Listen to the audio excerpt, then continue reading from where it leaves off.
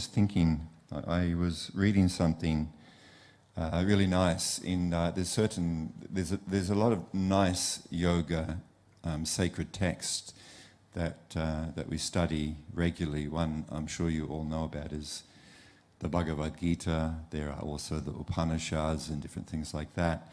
There's also a very wonderful work called the Bhagavat Purana, also known as the Srimad Bhagavatam. It's it's a multi-volume text, just like an encyclopedia of spiritual wisdom. And I try to read it a number of times a week, just for my own benefit. It brings solace to the heart to read this beautiful wisdom, and also offers insights into whatever a person might be going through in life. So this is just something I was reading.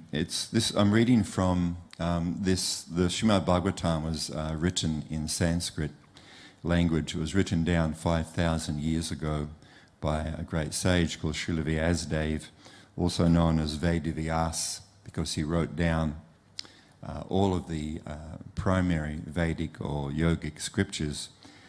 Before 5,000 years ago, this wisdom was handed down orally from spiritual master to disciples. They would learn it, they would spend their life learning under their spiritual teacher. But as this current age of Kali Yuga sprung on us 5,000 years ago, you may have noticed that our memories are very short. Has anyone noticed that? One of the qualities of this age is our memories are very short. So this Vedic sage, Srila Vyasadeva, kindly compiled in written form all of these amazing yogic teachings. And of course, not many of us in the West can access Sanskrit. It would take many years of study to be able to understand it. So 50 odd years ago, a great modern sage, Srila Bhaktivedanta Swami Prabhupada, brought the Vedic wisdom in its completeness to the West. In fact, he is the first person to bring this Srimad Bhagavatam to the English-speaking people 50 years ago. So he translated it from Sanskrit into English and then commented upon each, many of the verses of these Sanskrit verses. So what I want to read, that I was reading today, is part of the commentary on one of the verses of the Srimad Bhagavatam. There are two things in the world which can satisfy the living beings. When one is materially engrossed, he is satisfied only by sense gratification. So materially engrossed means when we erroneously and unfortunately identify ourselves with this temporary material body which we are walking around in. When we identify this as being our very self, this is me, this is who I am. And then when that is combined with the inherent desire to find excitement, happiness, fun, to party, to have all the good things in life, to be joyful. So when we combine this unfortunate identification with that which is not us, our material body, combined with this natural desire to find this joy, happiness, fun, it ends up being where we become engrossed in, as he is saying here, we become materially engrossed. He is satisfied only by sense gratification. In other words, the pleasures that we experience through the senses. Right? There's a certain kind of pleasure. I won't use the word happiness. The pleasure of the senses means everything, like pleasures of tasting. Right? There's a certain pleasure when we taste something nice. Right? We feel, yum, yummy.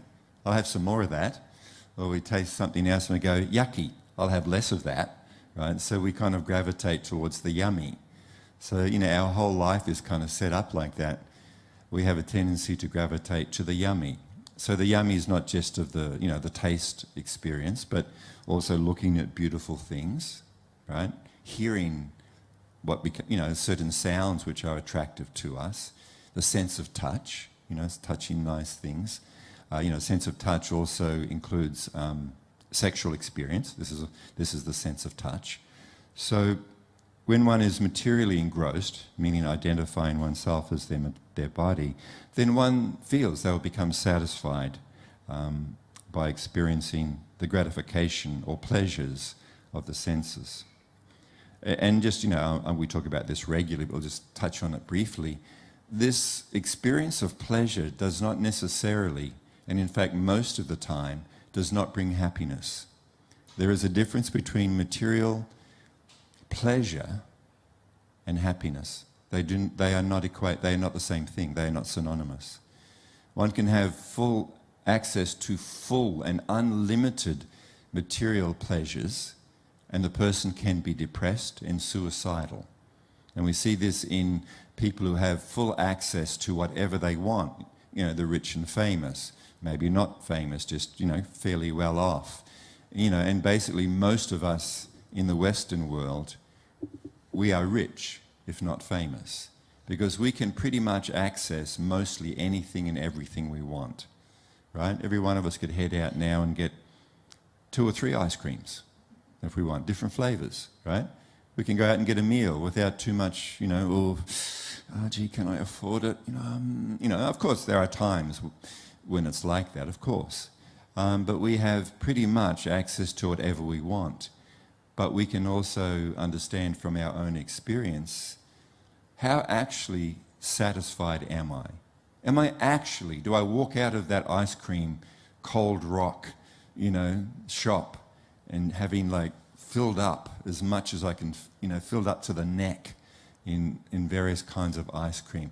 Do I walk out of there completely and fully satisfied and not wanting or needing anything else in my life? Does ice cream do that for you? Or does it just give you a little bit of a temporary, yum? And then we kind of look around, and if there happens to be a vegan, what's those things they have in Sydney, where you could get junk food, vegan junk food? You know what it's called? Lord of the Fries. Do they still have that? There used to be one at Surface called Lord of the Fries. I remember when I first went to Sydney, I couldn't believe it. It was just like I'd died and gone to heaven. You can go and get loaded fries, and you can get hot dogs and all of this total junk, food with no nutrition in it at all. But the tongue really, thought this would be cool. But you walk out of there and you're kind of looking around, out of the ice cream shop, and there's Lord of the Fries, so we kind of cruise in there. So anyway, you know what I'm talking about.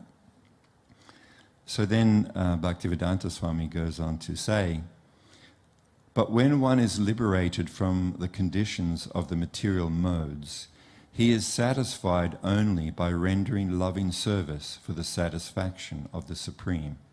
So here, when one is liberated from the conditions of the material modes, this also means when one is actually situated in understanding their true spiritual nature. In other words, no longer identifying with the temporary body and all the different desires in the material mind, but are now coming to understand their true spiritual identity, so not being influenced by material nature so much. He says such a person, in other words, a transcendentalist, is satisfied, identifying himself as spirit and part of the Supreme Spirit. He is satisfied only by rendering loving service for the satisfaction of the Supreme Soul. In the purport further down, he goes on to say, it is said that one who is hungry is never satisfied by anything other than food. For one who is hungry, one is never satisfied by anything else other than food. Have you ever been hangry? Have you ever experienced hanger? Is that what it's called? Like you are so hungry that you're ready to punch someone, right? I mean, that's kind of like it's just has to be dealt with, right? If someone says, oh, well, let's go for a swim, but you're so hungry, you go, no. Or they might even say, let's go to the movies. It's a 3-hour movie. It'll be great. We can get locked in for 3 hours. And you go, no. That hunger which cannot be put aside or denied. So then, in this case, nothing else will satisfy you but food, your hunger. So he goes on to say that the whole material world is full of hungry living entities. The whole material world is full of hungry living entities. The hunger is not for good food, shelter, or sense gratification. The hunger is for the spiritual atmosphere. Due to ignorance only, they think that the world is dissatisfied because there is not sufficient food, shelter, defense, and objects of sense gratification. This is called illusion.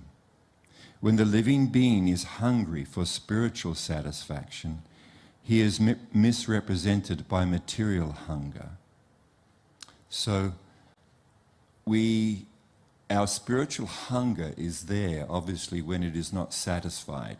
In other words, when the living being is not in harmony, in union with the Supreme Soul, there is a natural spiritual hunger. So just like the body needs food to satisfy its hunger, to give strength, to be satisfied, with our material hunger, if we are actually not in the loving embrace, if we are not in harmony with the Supreme Soul, there is a natural spiritual hunger because we are missing what we need. Now, that spiritual hunger, when we don't know that's actually what it is, a spiritual hunger for yoga or union with the Supreme Soul, then it manifests itself through the material body and the senses. And we are trying to fill up that inner spiritual hunger through the temporary and through the material experiences. And that manifests itself in a whole variety of different ways. And the way that always comes to my mind, because I have to own up and say, I have done this. Have you ever, at any different times of the day or night, got up, walked into the kitchen and opened the fridge door and just stared into the fridge? Has anyone ever done that? Like, it isn't like you have a plan. I'm going to go and, make a salad or something like that. You already have eaten. You've had enough food to satisfy, the hunger of your body. But you open it and you stay staring in until the fridge goes beep, beep, beep, beep, beep, right? Because our fridge has this thing on it that if you leave the door open too long, it starts kind of getting very annoyed, and starts letting you know that, you should close the door, right? So we and we're just like in a trance looking into the fridge, not really even seeing anything, just looking in. And then we kind of like break out of the trance and just close the fridge and stand there for a few minutes as well, not sure what's just happened and why it's happened, right? But then it manifests itself in other ways too, right? It's called comfort eating or comfort food, right? We all have our various comfort foods, don't we? It's not usually, well, maybe a rare person, it could be salad, but salad's not usually a comfort food for most people. What is it? What's the main comfort food of everybody on the planet, pretty much? Well, yeah, sugar, but in the form of chocolate, yeah. And, even it's so great now that there's even vegan chocolate, right? So there's no excuse. We can all access chocolate. And, and it does have a kind of temporarily, does something for about 10 minutes, so we can even binge eat, right? Binge eating. What else do people binge on to try and fill up this hunger? You binge watch some show on Netflix or Disney or whatever it is, right? Anyone ever been guilty of that? I remember years ago, I probably shouldn't reveal too much, should I? But it was many years ago, so I can. Before they had the internet and, all the Netflix and that, I remember I lived in New Zealand. And I went with a couple of friends to the local movie place. And they had an all-night movie marathon. Has anyone ever been to them in a movie theatre? Like going from 7 p.m. till about 9 or 10 a.m. non-stop movies on the big screen. So you kind of go in there and you watch a couple, and it's like, and then it kind of, you know, keeps going. It's getting earlier in the morning, and your eyes are just like hurting. But you're kind of like, you paid your money. This is your experience. So you're kind of like holding your eyes open, and not even really taking in what the movie is about. But you've paid your money, and you just feel you should do it, right? And then maybe you nap through one or two movies, and you wake up and there's another one there, and you kind of stagger out there in the morning with the light, the sun's up, and you kind of somehow or other make it home, right? So, the modern version of that is are these, Netflix's type things. So even after having done that, I remember walking home or, driving home and just feeling like knackered and stuffed and had it and couldn't wait for some sleep, right? So obviously it doesn't satisfy you. So next time you do a binge session, just keep what I've said in mind, and while you're going through it, you can be going, yeah, this is not working. In fact, I'm getting a headache, it's ruining my eyesight, and all that kind of, and I'm also wasting time. This most precious thing, time, is being stolen. It's been stolen from whatever time I have. So there's binge eating, there's binge movieing. I also heard there's such a thing as sex addiction, where people actually engage in sexual activity even though they're not enjoying it. It's just like they're just forced to. They're kind of like dragged around like a slave and just can't stop. So all of these things, where do they come from? Why do we have them? So this is what we're touching on now. It's actually a spiritual hunger that we are trying to satisfy through the blunt material senses with material energy. But we are of spiritual energy, so nothing material can satisfy me, the spiritual being. The whole material world is full of hungry, living beings. The hunger is not the good food, shelter, or sense gratification. The hunger is for the spiritual atmosphere. Due to ignorance only, they think that this world is dissatisfied because there is not sufficient food, shelter, defense, and objects of sense gratification. This is called illusion. When the living being is hungry for spiritual satisfaction, he is misrepresented by material hunger. So in other words, as we're saying, the spiritual hunger is misrepresented. We think it's a material hunger, and something material can satisfy that hunger. But the foolish leaders cannot see that even the people who are most sumptuously materially satisfied are still hungry. And what is their hunger and poverty? This hunger is actually for spiritual food, spiritual shelter, spiritual defense, and spiritual sense gratification. These can be obtained in the association of the Supreme Spirit, Lord Sri Krishna. And therefore one who has them cannot be attracted by the so-called food, shelter, defense, and sense gratification of the material world, even if they are relished by the denizens of the heavenly planets. Therefore, in the Bhagavad Gita 8:16, it is said by the Supreme Soul that even in the topmost planet of the universe, namely Brahma Loka, where the duration of life is multiplied by millions of years by earth calculation, one cannot satisfy his hunger. Such hunger can be satisfied only when the living being is situated in immortality, which is attained in the spiritual sky, far, far above any material planet, in the association of Lord Mukunda, Krishna, the Lord who awards his devotees the transcendental pleasure of liberation.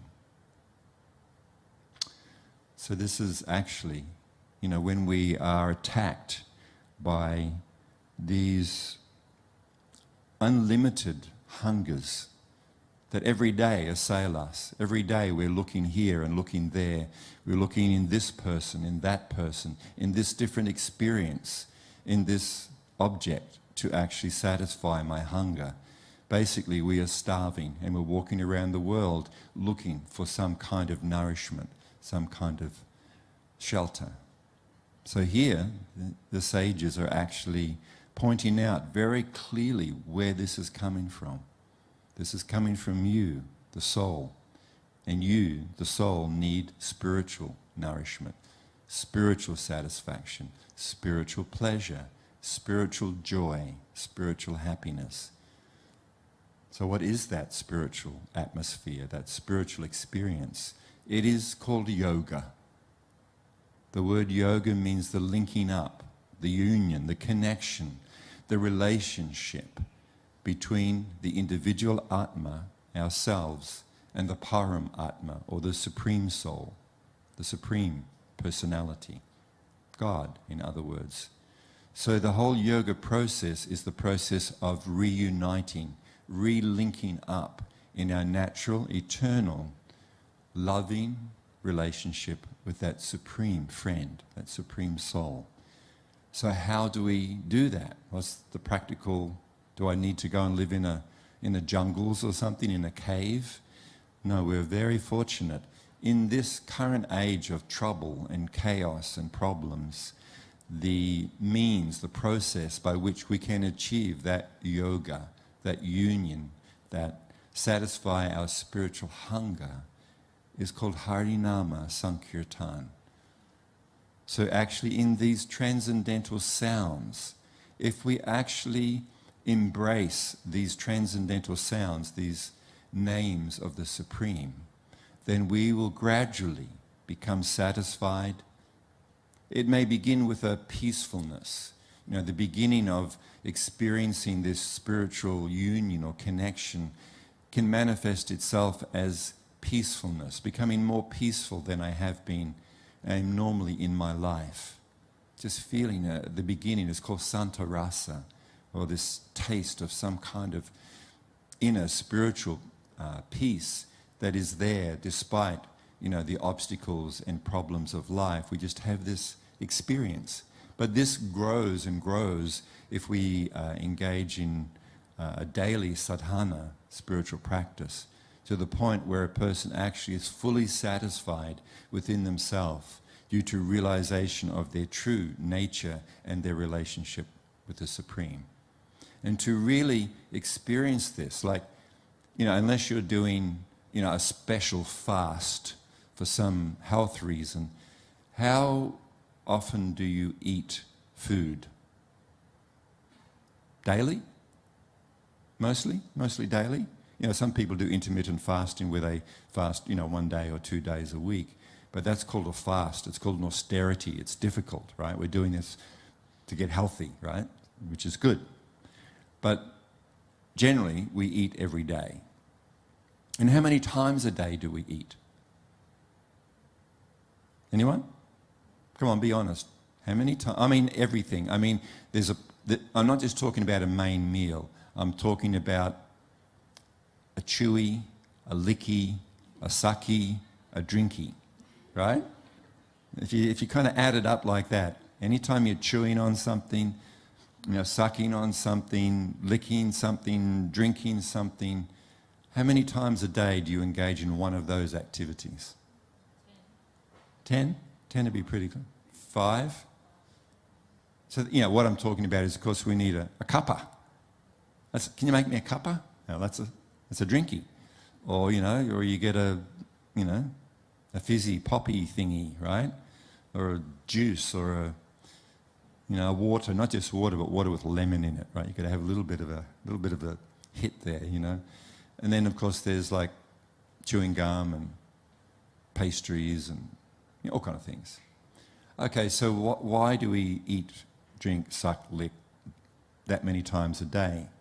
Because it's nice, right? We like it, don't we? That's pretty much why we do it. We like it. So similarly, if we do that every day, and we do it a number of times a day to try and satisfy our hunger, guess what? This same thing applies if you want to become satisfied, your spiritual hunger, if you want to satisfy your spiritual hunger. you know, if you're really, really, really dedicated to, you know, getting a healthy body, you might only eat once a week, right? Once a week. Fast, 6 days. But that's very rare, and you can't maintain it for that long. So that's analogous to going to church, temple, mosque, synagogue, ASMY Sunday, 5 o'clock, kirtan, 1 day a week, and that's it.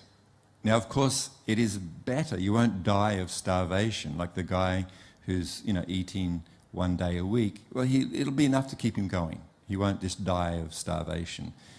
But it's not a lot of fun. You're not going to, you know, it's limited. So similarly, if we confine our spiritual practice to 1 day a week, or like some of my family and I did when I was brought up in the Catholic tradition, once a year, maybe twice, right? So Christmas and Easter was kind of it, you know, after I left school, and we'd go at Easter. So twice a year we're trying to feed our spiritual need, right? So, to come back to the idea of, okay, so meditation on transcendental sound, doing it once a week is absolutely worthwhile. It will actually change your life if once a week you can make it to particularly kirtan, having association of others, and with others chanting these beautiful transcendental sounds. This will nourish my soul beyond anything imaginable. But then if we can add it twice a week, and that's why we have kirtan here on, it's a promotion for our centre, right? We have kirtan on Wednesday during the day at 1 o'clock, Wednesday evenings at 7 o'clock, Fridays at 6:30, and then Sundays, of course, at 5. So what's that, 4 times? You can eat 4 times a week, right? You can come and get fed pretty much for free 4 days a week to nourish your spiritual hunger. And that means your spiritual hunger will be, you know, satiated more often. Now, you can add even more. There are practices that you can do at home every day, in the same way as you eat every day, because you're hungry. Once we realize we are spiritually hungry, we should eat every day. So how do we do that? We can just walk around and going, Hari Bol, Nitai Go, Nitai Go, Hari Bol. You don't need an instrument. You just need the words.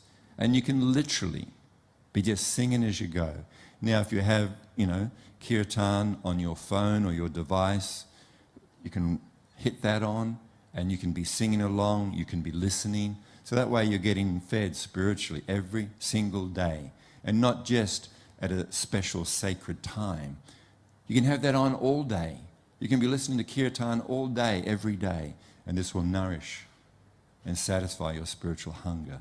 Then you can take it further. You can, there is a practice called japa, where you actually have, you know, mala, meditation beads, and you can actually be chanting these transcendental sound on beads every day, numerous times a day.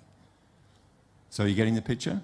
In the same way as we eat, because we want to be, satisfy our hunger, and when our hunger is satisfied, we're not hangry, right? We're not hangry anymore.